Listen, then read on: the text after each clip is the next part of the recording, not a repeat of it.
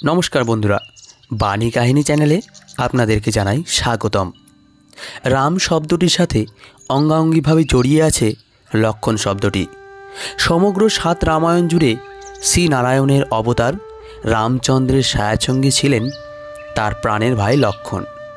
রামায়ণ থেকে জানা যায়, জন্মের পর লক্ষণ অবিরামভাবে কাঁদছিলেন। কোনো উপায়েই তার কান্না থামানো যাচ্ছিল না।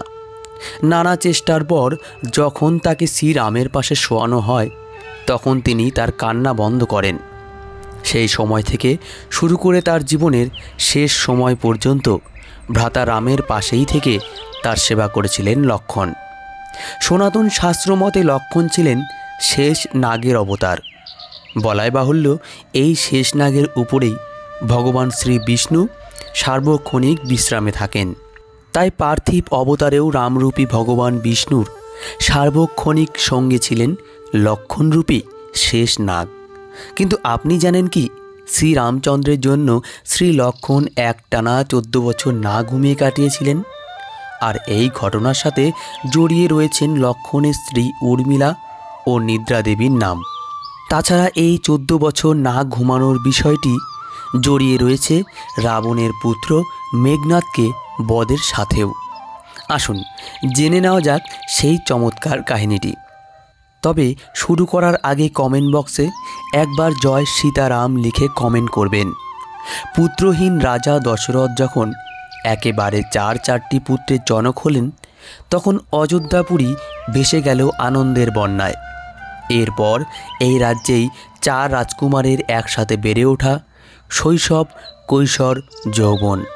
এবং মিথিলার রাজা জনক ও তার ভ্রাতার 4 কন্যার সাথে একই দিনে বিবাহ হয়েছিল তাদের 4 জনের। জীবনের এই সময় পর্যন্ত এই 4 দশরথ নন্দনের জীবন কাটছিল সমানভাবে।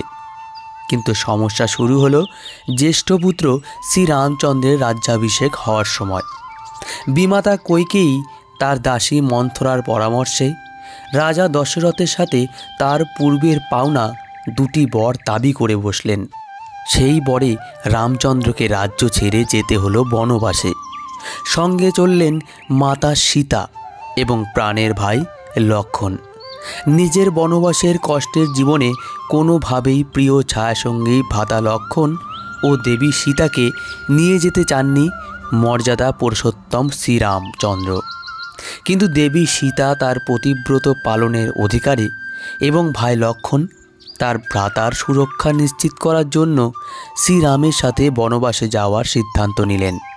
গল্পটি রামায়ণের এ পর্যন্ত আমাদের সবারই কম বেশি জানা।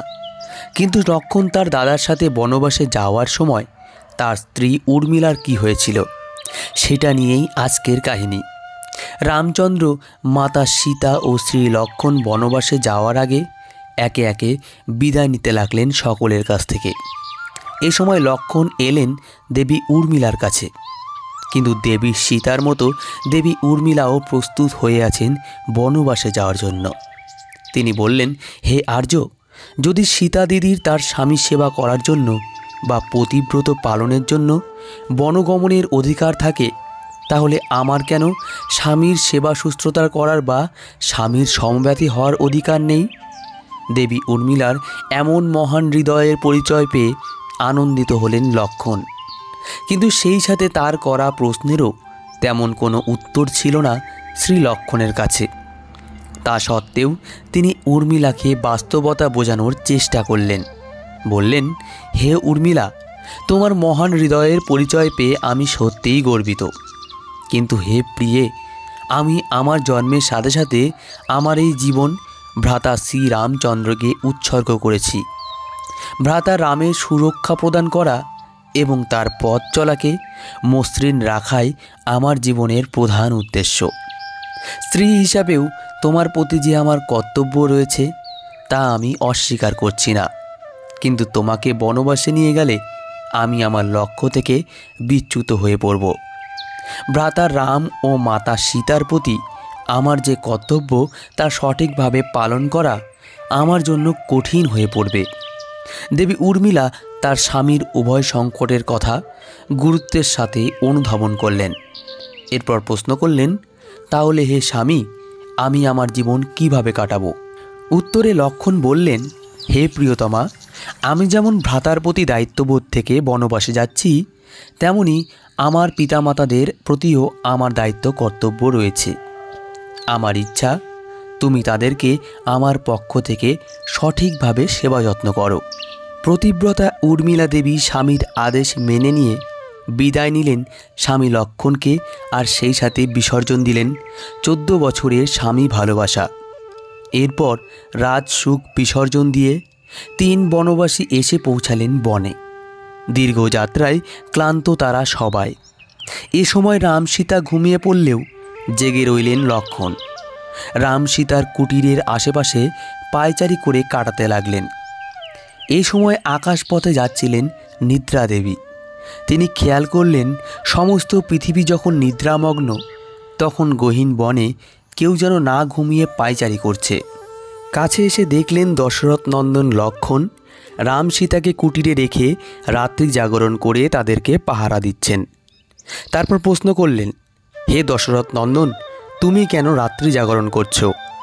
লক্ষ্মণ নিদ্রা দেবীকে বললেন, হে দেবী, আমার প্রাণপ্রিয় দাদা শ্রী রামচন্দ্র এবং মাতা সীতা ওই পর্ণ কুটিরে ঘুমোচ্ছেন, তাই আমি তাদের পাহারা দিচ্ছি।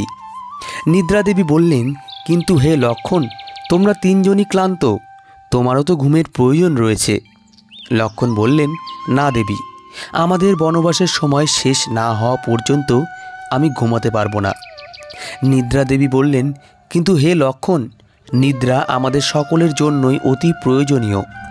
আমাদের শরীরের ক্লান্তি ও অবসাদ দূর করে নতুন করে কর্মক্ষমতা সৃষ্টি করতে ঘুমের তো কোনো বিকল্প নেই। এভাবে না ঘুমালে তোমার শরীরের কার্যক্ষমতা কমতে থাকবে এবং শরীর ভেঙে পড়বে। নিদ্রা দেবীর কথা যৌক্তিক হলেও লক্ষ্মণ নাছোড়বান্দা। তিনি যেভাবেই হোক তার ভ্রাতার সুরক্ষার জন্য জেগে থাকবেন। তার ভ্রাতার প্রতি এমন সুগভীর প্রেম দেখে প্রসন্ন হলেন নিদ্রা দেবী। তিনি বললেন, হে লক্ষ্মণ, ভ্রাতার প্রতি তোমার এই ভালোবাসা আমাকে মুগ্ধ করেছে, কিন্তু পৃথিবীর নিয়ম লঙ্ঘন করাটাও তো উচিত নয়। তবে কেউ যদি তোমার হয়ে 14 বছর ঘুমিয়ে থাকতে পারে, তাহলে আমি তোমার চোখ থেকে 14 বছরের জন্য নিদ্রা হরণ করতে প্রস্তুত আছি। এবার লক্ষ্মণ বললেন, হে দেবী, আমার স্ত্রী উর্মিলা অত্যন্ত পতিব্রতা। আমি আশা করি সে আমার জন্য এই 14 বছরের ঘুম স্বীকার করবে। লক্ষ্মণের কথা শুনে নিদ্রা দেবী গেলেন উর্মিলার কাছে, খুলে বললেন লক্ষ্মণের অনুরোধ। সব শুনে এক বাক্যে রাজি হয়ে গেলেন উর্মিলা। নিজের এবং স্বামীর ঘুম মিলিয়ে জীবনের 14 বছর কাটিয়ে দিলেন ঘুমের রাজ্যে। রামায়ণের প্রধান চরিত্রগুলো যেমন রাম, সীতা, লক্ষ্মণ বা হনুমান তাদের কৃতকর্মের জন্য সর্বক্ষেত্রে প্রশংসিত হলেও বরাবরই আড়ালে থেকে যায় এই মহিষী নারীর আত্মত্যাগ। তার এই 14 বছরের ঘুম যে শুধুমাত্র লক্ষ্মণকে 14 বছরের জন্য জেগে থাকতে সাহায্য করেছে তা নয়, মেঘনাদ বধের জন্যও তার রয়েছে বিশাল অবদান। 7 রামায়ণ থেকে জানা যায় রাক্ষস পতিত রাবণের পুত্র মেঘনাদ ছিলেন অজেয়, কারণ তিনি বরপ্রাপ্ত হয়েছিলেন যে ব্যক্তি 14 বছর যাবৎ ঘুমাননি, শুধুমাত্র সেই ব্যক্তিই তাকে বধ করতে পারবেন। স্বাভাবিকভাবে কোনো মানুষই না ঘুমিয়ে বেশি দিন বাঁচতে পারে না, তাই অনেকটা অমরত্বের সমান বরের অধিকারী ছিলেন মেঘনাদ। কিন্তু লক্ষ্মণের 14 বছরের ঘুম উর্মিলা নিজের নেত্রে নিয়েছিলেন, বিধায় লক্ষ্মণ 14 বছর জেগে থেকে অপ্রতিরোধ্য মেঘনাদকে বধ করতে সক্ষম হয়েছিলেন। তো বন্ধুরা, আজকের গল্পটি এই পর্যন্তই। আজকের গল্পটি ভালো লেগে থাকলে একটি লাইক দেবেন আর সাবস্ক্রাইব করে আমাদের পাশে থাকবেন। ধন্যবাদ সবাইকে। ভালো থাকবেন, সুস্থ থাকবেন।